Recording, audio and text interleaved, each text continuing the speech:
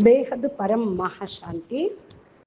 బేహద్ ఆత్మిక పరివారమునకు, ఆత్మిక సోదరి సోదరులకు బాపూజీ దశరథభాయ్ పటేల్ తెలుగు ఛానల్కు స్వాగతం. మనము ఈరోజు కర్మ, వాసనలు మరియు పునర్జన్మ చిత్రకేతుని కథ శ్రీమద్ భాగవత పురాణం నుండి తీసుకున్నది. సాక్షిబేన్ లైవ్లో చెప్పినటువంటి విషయము, మనం సాధారణంగా అనుకుంటూ ఉంటాం జీవితం మనది అని, ఈ బంధాలు మనవి అని, ఈ సుఖం మనది అని. కానీ అంతా ఒక క్షణంలో చేజారిపోయే సమయం ఒకటి వస్తుంది. అప్పుడు మనం ప్రశ్నిస్తాం ఎందుకు అని.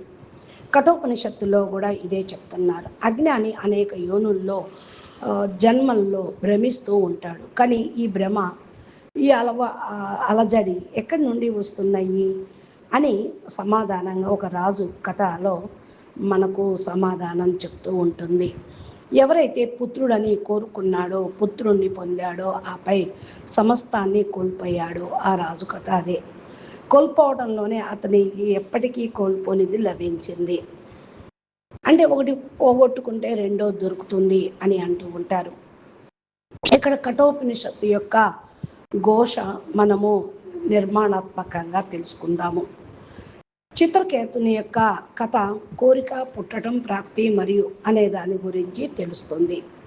జీవాత్మ ప్రకటన, బంధనాలు, అనిత్యము అని కూడా తెలుస్తుంది. వాసన పునర్జన్మకు మూలం. అంటే లోపల కోరికలు, వాసనలు ఉంటే ఇవి పునర్జన్మకు దారితీస్తాయి. ప్రారబ్ధం మరియు పురుషార్థము.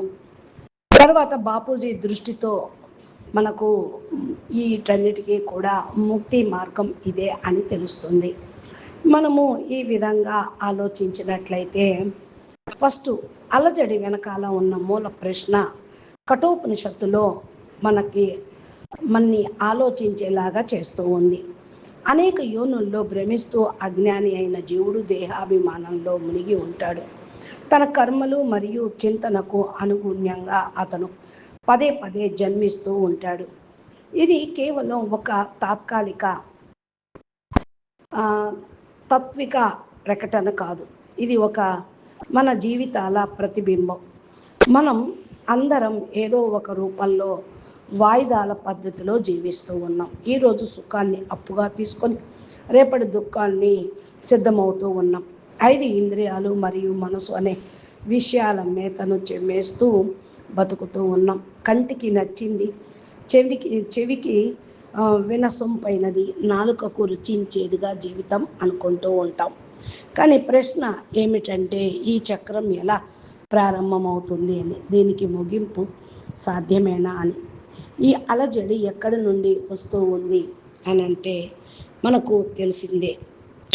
ఎలాగా ఒక ముక్కలో చెప్పాలి అంటే దీనికి సమాధానం వాసన.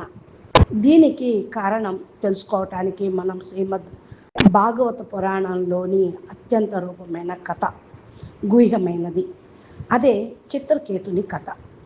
చిత్రకేతుని కథ ఏంటి? కోరిక జన్మించటం, ప్రాప్తి మరియు వినాశనం. కోరిక పుట్టటం.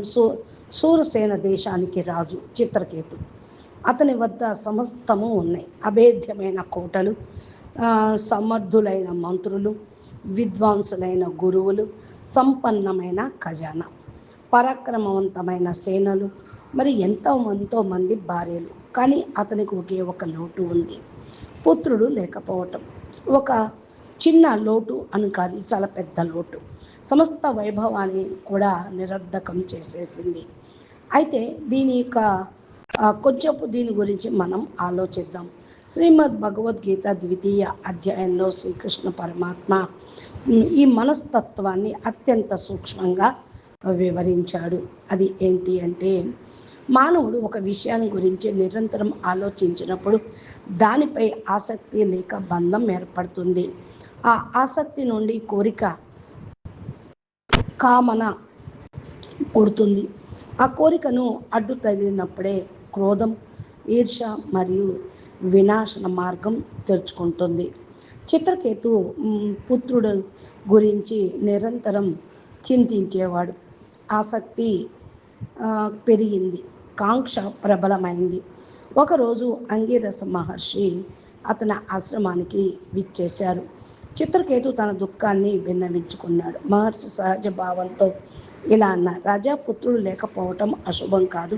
పుత్రులు ఉన్నవారు మాత్రమే ఎక్కడ ముక్తులయ్యారు అని అన్నాడు. శ్రీమద్ భాగవతంలో అనేక చోట్ల స్పష్టంగా చెప్పబడింది కదా, పుత్రుడు మోక్షానికి ద్వారమని, పుత్రుడు లేకపోతే పున్నామి నరకమని అన్నారు కదా అని మహారాజు పరీక్షత్తు తన స్వంత ప్రయత్నాలతో సమర్పణ ద్వారం ముక్తిని పొందాడు, కానీ పుత్రుల ప్రార్థన వల్ల కాదు అని గురువు గారు కూడా చెప్పారు. కానీ చిత్రకేతు కోరిక చాలా బలంగా ఉంది. పదే పదే వేడుకోవటంతో మహర్షి ఒక యజ్ఞాన్ని నిర్వహించి ఆ ప్రసాదాన్ని అతని భార్య అయిన కృతద్యునికి ఇచ్చారు.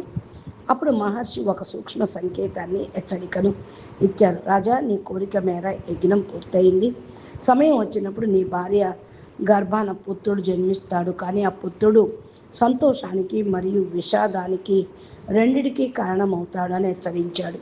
కానీ ఈ కోరిక ముందు వివేకం మూగబోయింది. ఇక్కడ రామాయణంలోని ఒక సమాంతర దృశ్యం మనకు గుర్తు తెచ్చుకోవచ్చు. మహారాజు దశరథుడు వద్ద కూడా సమస్తం ఉన్నాయి, కానీ పుత్రులు లేరు. ఆయన కూడా పుత్ర కామేష్టి యజ్ఞం చేశాడు. రాముడు, భరతుడు, లక్ష్మణ, శత్రుఘ్నులు జన్మించారు. కానీ అదే పుత్రుడైన రాముడు వనవాసం వియోగంతో దశరథుడు ప్రాణాలు విడిచిపెట్టాడు. కోరిక నెరవేరటమే చివరికి విషాదంగా మారుతుంది. ఇది కాకతీయులం కాదు, అకస్మాత్తుగా కాదు, కర్మ సిద్ధాంతం యొక్క ఆటల నియమం. ఈర్ష్యాగ్ని కామన నుండి వినాశనం వైపు కృతద్యుని గర్భాన పుత్రుడు జన్మించినప్పుడు రాజమౌనంలో ఎంతో సంతోషం వ్యక్తమైంది. కానీ అంతే లోతైన అసూయ కూడా మొదలైంది.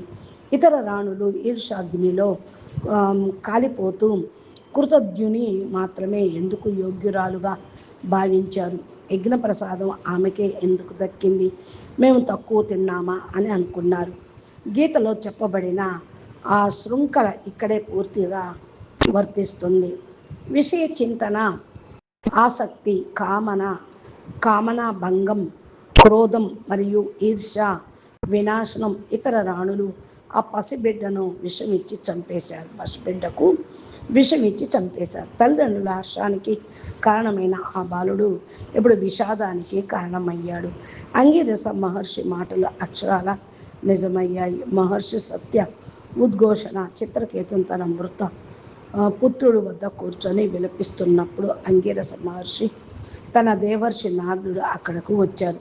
మహర్షి ఇలా అన్నారు: చిత్రకేతు, హర్షము మరియు విషాదము నీ బుద్ధి యొక్క ఆటలు మాత్రమే. మనసుకు నచ్చితే హర్షం, నచ్చకపోతే విషాదం. కానీ సత్యం ఏమిటంటే ఆ బాలుడు నీ హర్షానికి కానీ విషాదానికి కానీ నిజమైన కారణం కాదు.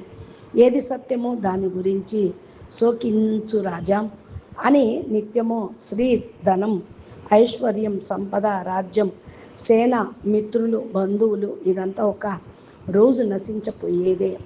అందుకే నీ మనసుని శాంతింప చేసుకో. ద్వైత భ్రమని వదిలిపెట్టి నిన్ను నీవు శాంత స్వరూపంలో పరమాత్మని స్థిరపరచుకో అని చెప్పడం జరిగింది అని అన్నారు. అయితే జీవాత్మ యొక్క వ్యక్తత్వం, సంబంధం, అనిత్యత, దీని గురించినటువంటి ఈ ఎపిసోడ్లో చాలా గుహ్యమైన విషయము.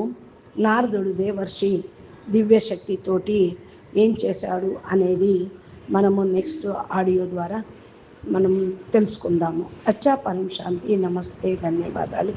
బేహద్కే బేహద్ పరం.